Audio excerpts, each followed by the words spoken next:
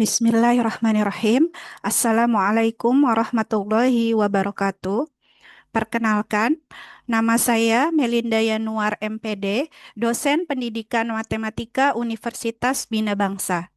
Di sini saya akan memaparkan salah satu mata kuliah yang saya ampu sebagai salah satu syarat dalam penyusunan PDD UKT-PT Serdos 2025. Mata kuliah yang saya pilih untuk dipaparkan adalah mata kuliah Statistika Pendidikan. Statistika pendidikan adalah mata kuliah yang mempelajari tentang pengetahuan dasar statistika, hubungan antara statistika dan penelitian kuantitatif, penyajian data, dan berbagai ukuran statistika atau statistika deskriptif, serta analisis data statistika atau statistika inferensial.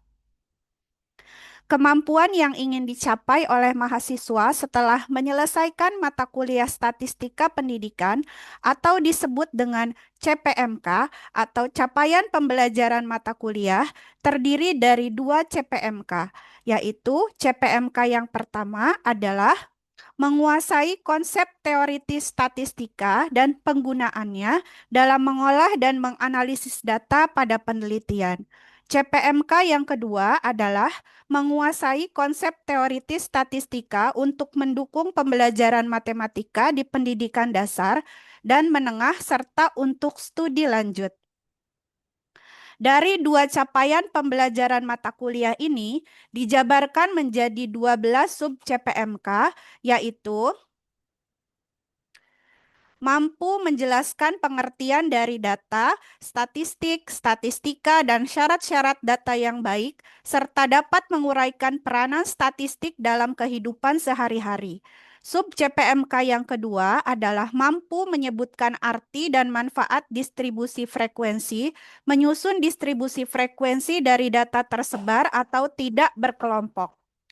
Sub CPMK yang ketiga adalah mampu memahami konsep ukuran kecenderungan memusat, menghitung ukuran kecenderungan memusat, dan menerapkan perhitungan ukuran kecenderungan memusat.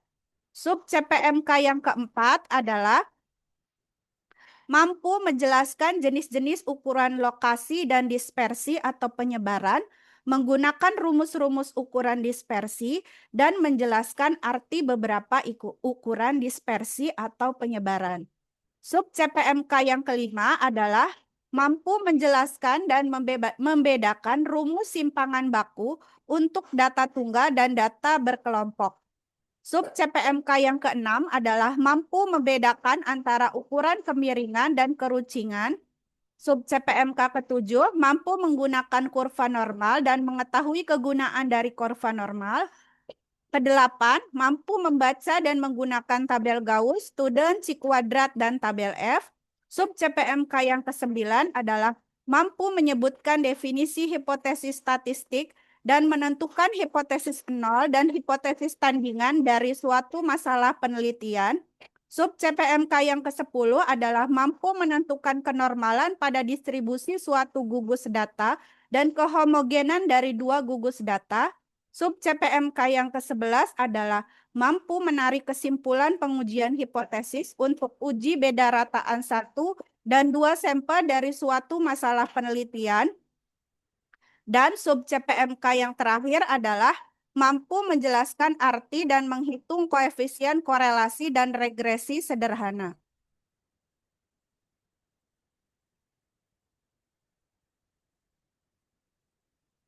Sehingga materi pembelajaran dalam MK Statistika Pendidikan juga terdiri dari 12 materi, yaitu yang pertama konsep dasar statistika, kemudian yang kedua adalah distribusi frekuensi, yang ketiga adalah ukuran kecenderungan memusat, materi keempat ukuran penyebaran data, materi kelima simpangan baku, ukuran kemiringan dan keruncingan data, kurva normal, distribusi Gauss, student, C kuadrat, dan F, hipotesis penelitian, uji normalitas dan homogenitas, hipotesis penelitian, dan yang terakhir adalah korelasi dan regresi sederhana. Adapun sistem pembelajaran atau mode perkuliahan yang digunakan adalah mode perkuliahan luring di kelas. Metode pembelajaran yang digunakan adalah penyampaian konsep materi di awal pertemuan dengan tetap melakukan interaksi antara dosen yang bersangkutan dan mahasiswa, kemudian dilanjutkan dengan diskusi yang dilakukan oleh mahasiswa, sehingga mahasiswa dapat menggunakan konsep materi yang sudah dipahami untuk memecahkan masalah yang diberikan oleh dosen dalam kelompok-kelompok kecil. Diskusi dilanjutkan dengan presentasi hasil diskusi oleh mahasiswa, sehingga mahasiswa dapat menyampaikan hasil pemikirannya di depan kelas. Adapun sistem penilaian mata kuliah yang dilakukan adalah sistem penilaian tertulis dengan aspek penilaian UAS sebesar 40%, UTS sebesar 25%, tugas dan kuis sebesar 25%, dan kehadiran sebesar 10%, dengan kriteria untuk mendapatkan nilai A adalah 85 sampai 100, untuk nilai B adalah 70 sampai 84, untuk nilai C 55 sampai 69, nilai D 40 sampai 54, dan yang terakhir adalah nilai E 0 sampai 39.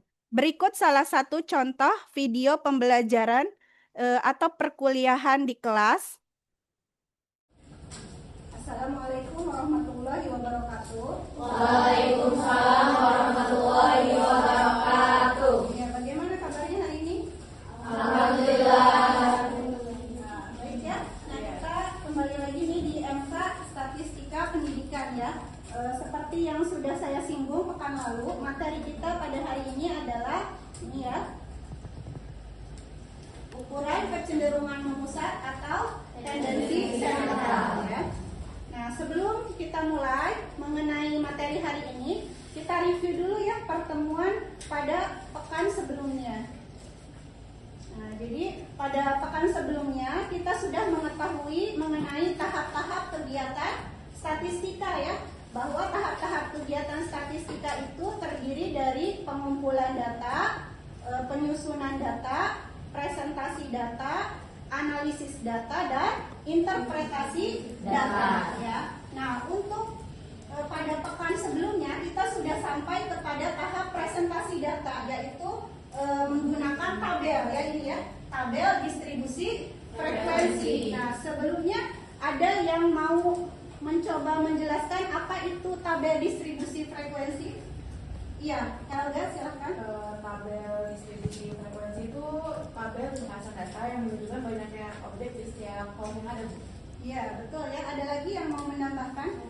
Iya. Jadi tabel distribusi frekuensi itu data dalam beberapa kelas sehingga ciri-ciri penting data tersebut dapat segera terlihat. Iya, betul ya. Nah, itu yang sudah kita pelajari pada pertemuan sebelumnya ya. Nah, sekarang kita akan mempelajari mengenai ukuran kecenderungan memusat. Itu pada tahap kegiatan statistika itu berada pada tahap analisis data ya. Jadi kemarin itu kita ada berada di tahap presentasi data, sekarang kita berada di tahap analisis data. Nah, salah satunya kita mengetahui ukuran kecenderungan memusat ya. Nah, apa itu ukuran kecenderungan memusat? Sebelumnya kita harus tahu dulu nih, sebelum kita mulai perkuliahan kita harus tahu tujuan perkuliahan kita hari ini apa sih gitu ya. Nah, karena kan kalau misalnya kita ingin berangkat naik bis gitu ya, tanpa tahu tujuannya, nah dibawa kemana nanti bisnya gitu ya. Jadi tujuan perkuliahan kita hari ini ada 3 ya. Yang pertama, mahasiswa atau kalian mampu memahami konsep ukuran kecenderungan memusat. Nah, yang akan kita pelajari itu hanya mean, median, dan modus ya, pada data tunggal dan data kelompok. Kemudian yang kedua adalah mampu menghitung ukuran kecenderungan memusat, itu tadi ya, mean, median, dan modus pada data tunggal dan data kelompok. Dan yang ketiga adalah mampu menerapkan perhitungan ukuran kecenderungan memusat pada data tunggal dan data kelompok untuk mendapatkan informasi tentang data tersebut ya. Nah, itu tujuan perkuliahan kita hari ini. Jadi sudah tahu ya untuk sistem perkuliahannya hari ini. Nanti saya jelaskan dulu materinya, kemudian nanti ada diskusi ya. Nah, setelah diskusi ada perwakilan kelompok yang akan mempresentasikan hasil diskusinya ya. kita mulai saja. Materi hari ini adalah ukuran kecenderungan memusat ya, atau tendensi sentral ya. Nah, ukuran kecenderungan memusat itu sebetulnya ada banyak ya. Di sana ada mean, median, modus, rata-rata ukur, rata-rata harmoni, kuartil, desil, persentil. Tapi yang akan kita pelajari hanya 3 saja hari ini ya. Mean, median, dan modus gitu ya. Nah, sebelum kita masuk ke mean, median, dan modus itu apa sih? Nah, kita harus tahu kenapa sih disebut sebagai ukuran kecenderungan memusat atau tendensi sentral. Why di sini gitu ya. Kita harus tahu mengapanya gitu. Kenapa disebut ukuran kecenderungan memusat. Nah, ini saya berikan sebuah ilustrasi ya. Jadi ada siswa A itu mempunyai berat badan 50 kg. Ilustrasi yang pertama ya. Berat badannya 50 kg. Kalau ada yang tanya ke saya, berat badan yang mewakili siswa saya itu pasti saya jawabnya adalah 50 gitu ya, karena siswanya hanya 1. Nah, kalau misalnya ada ilustrasi 2, ada siswa A dan siswa B, itu 50 kg dan 70. Kira-kira kalau misalnya ditanya oleh orang, berat badan yang mewakili siswa yang saya di kelas saya itu berapa berat badannya? Kira-kira berapa? 50. 50 atau 70? Yang kira-kira mewakili 50 tahu. apakah mewakili keduanya? Kasihan dong si A-nya ya, 50 dan 70. Nah, saya ambil saja tengah-tengahnya. Tengah-tengahnya adalah 60 gitu ya. Nah, ini nanti saya jadikan sebagai wakil atau representasi bahwa berat badan kedua siswa saya adalah 60 kg gitu ya. Nah, kemudian jika ada ilustrasi ketiga, itu ada siswa A, siswa B, dan siswa C, itu beratnya adalah 50, 70, dan 90. Kira-kira jawaban saya yang mewakili itu berapa? 60 sama 80. Apakah betul mewakili? Kan pertengahan. Oh, pertengahan ya. Ya, bisa sih. Bisa ya. Tapi sebetulnya yang mewakili adalah yang 70 ya. Kenapa? Karena 50 tambah 70 tambah 90 berapa hasilnya? 210 ya. 210 dibagi 3 berapa? 70 ya. Oh, ternyata ada di tengah-tengah nih. Ada di tengah-tengah posisinya. Yang 60 juga sama ada di tengah-tengah, itu kan artinya sentral ya. Nah, oleh karena itu disebut sebagai ukuran kecenderungan memusat atau tadi tendensi sentral. Ya, letaknya ada di tengah kan? Nah, itu kenapa disebut ukuran kecenderungan memusat atau tendensi sentral ya. Nah, ukuran kecenderungan memusat yang pertama pelajari adalah mean ya, atau rata-rata. Apa sih mean atau rata-rata itu? Ada yang tahu? Ini ya, sudah ada definisinya. Estimasi terhadap nilai tertentu yang mewakili seluruh data ya. Nah, mean atau rata-rata yang pertama itu ada mean untuk data tunggal ya. Jadi data yang belum dikelompokkan itu rumusnya ada apa nih? X bar ya. Iya, sigma XI dibagi N ya, di mana I-nya itu 1, 2, 3 dan seterusnya ya, bilangan bulat ya.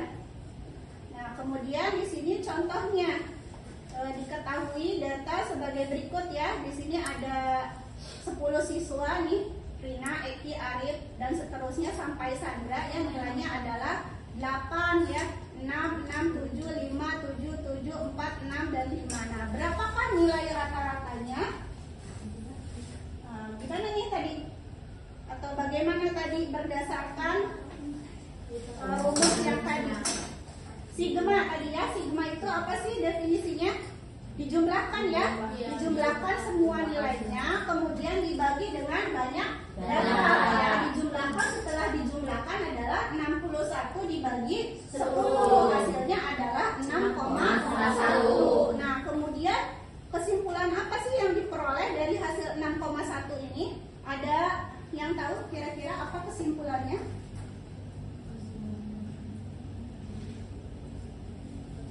Apa sih maknanya nilai 6,1 ini? Berarti rata-rata nilai sebelumnya 6. Iya, rata-rata, betul. Rata-rata itu adalah 6,1 gitu ya, atau sebuah nilai yang mewakili kan. Berarti 6,1 ini dikatakan dapat mewakili nilai ke-10 siswa tadi gitu ya. Nah, karena definisi dari MEAN atau rata-rata sendiri adalah apa tadi definisinya? Iya, estimasi terhadap nilai tertentu yang mewakili. Berarti 6,1 itu dianggap mewakili kan? Mewakili nilai ke-10 nilai siswa tadi ya. Nah, sampai sini ada yang ditanyakan? Sudah paham ya? Cukup mudah ya untuk MEAN data tunggal. Nah, selanjutnya adalah MEAN data kelompok gitu ya. Kalau tadi untuk data yang belum dikelompokkan, kalau sekarang itu data yang sudah dikelompokkan dalam bentuk apa? Dalam bentuk yang kita pelajari sebelumnya, tabel distribusi frekuensi ya. Nah, di sana rumusnya apa? X bar sama dengan sigma FI ya. Nah, X bar itu kan nilai rata-rata, kemudian untuk XI-nya adalah nilai tengah ya, nilai tengah kelompok data ke I, kemudian XI-nya frekuensi kelompok data ke I ya. Nah, contohnya seperti apa? Nah, diketahui data sebagai berikut, tentukan nilai rata-ratanya nih. Nah, dari 45 sampai 50 ini kan ada ya, sudah ada frekuensinya sehingga jumlahnya adalah 100 ya. Nah, berdasarkan rumus yang tadi kita harus mencari apa dulu nih? Nilai tengah ya. Nilai tengahnya kita cari. Nah, nilai tengah itu didapat dari apa? Ada yang tahu cara mencari nilai tengah? Yang frekuensinya Frekuensi dikali sama FI dikali XI. Iya, kalau itu kan ini 190 kan. Kalau untuk XI sendiri ini 47,5 dari mana? 45 Iya, betul ya. 45 ditambah 50 bagi 2 sehingga didapat 47,5 ya, betul. Nah, kemudian 53,5 juga sama ya. Didapat dari 51 ditambah 55 bagi 2 ya. Nah, untuk cara cepatnya ada yang tahu sudah pernah atau belum mendapatkan sebelumnya mungkin? Ditambah panjang kelas ya, Bu? Iya, betul. Bagaimana Yang baris caranya? Iya, kan udah mencari itu baris pertama 45 ditambah 50 dibagi 2 hasilnya 47,5. Nah, ke bawahnya itu ditambahkan panjang kelas. Iya, ditambah panjang kelas. Panjang kelasnya berapa di sini? Ada yang tahu 45 sampai 50 itu panjang kelasnya berapa? 6. Iya, betul. Panjang kelasnya adalah 6 ya. Berarti 47,5 ditambah 6 adalah 53,5. Begitu seterusnya sampai didapat 89,5 gitu ya. Sudah bisa ya untuk mencari nilai tengah ya. Kemudian untuk FI kali XI berarti betul tadi bahwa tinggal kita kalikan saja kan? 4 kali 49,5 dan seterusnya sampai dengan 1 dikali 89,5 didapat ini ya, 89,5. Kemudian kita jumlahkan ya, hasilnya adalah 6.868 ya, sehingga untuk X bar-nya adalah tinggal kita bagi dengan jumlah FI ya. Di sana seharusnya bukan 10 ya, tapi berapa seharusnya frekuensinya? 100 ya. Jadi nilainya adalah 68,68 ya. Sampai sini ada yang ditanyakan atau sudah paham? Paham ya. Nah, kalau sudah paham, kita lanjutkan lagi ke ukuran kecenderungan data yang kedua, yaitu median ya. Median ini definisinya di sini sudah ada ya. Jadi ukuran statistik yang membagi data menjadi dua kelompok sama besar gitu ya. Jadi adil median ini kita bagi menjadi dua kelompok sama besar, 50%, 50% juga kan di sini ya. Nah, jadi tepat di tengah-tengahnya itu ada median. Nah, kemudian untuk mencari median data tunggal bagaimana caranya? Kalau dengan mencari nilai pada posisi itu N plus 1 dibagi 2 kalau datanya itu adalah data ganjil ya. Tapi jika datanya adalah datanya sudah selesai gitu ya sampai modus, sekarang kita diskusi kelompok ya. Silakan untuk posisi duduknya berkelompok ya.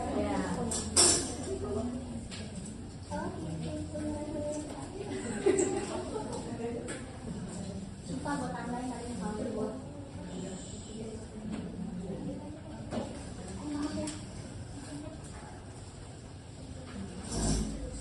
Duduknya melihat ya. Jangan ya. Waktunya 15 menit. Jadi ada perwakilan kelompok yang menjelaskan tentang hasil dari diskusinya ya.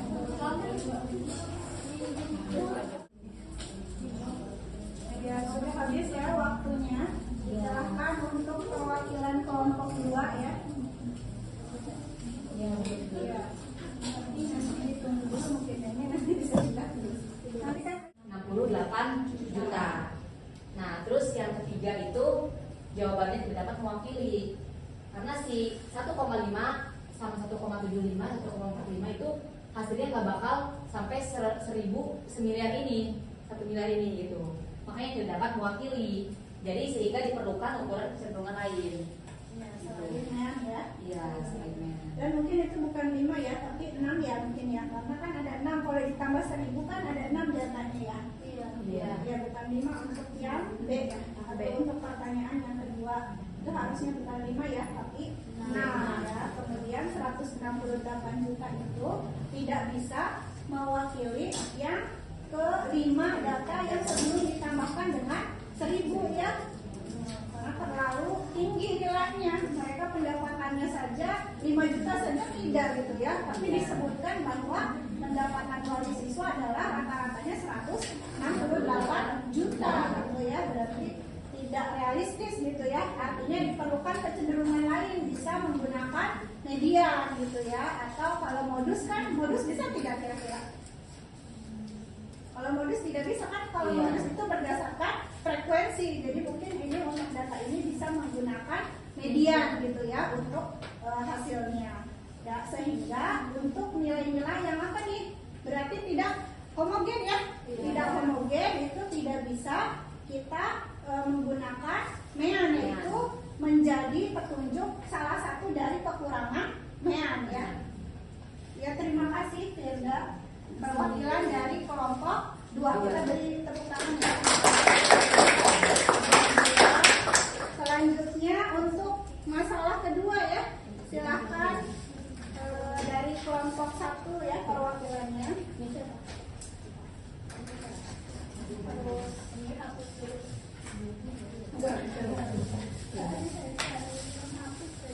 Atau ini nih ada ya satuannya ya.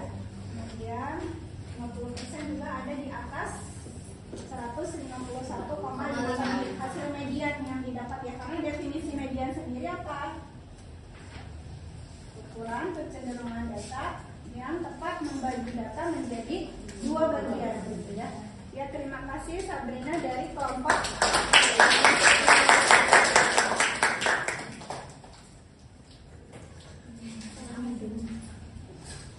Nah, itu jadi materi kita hari ini mengenai ukuran kecenderungan memusat. Apa sih yang bisa kita simpulkan?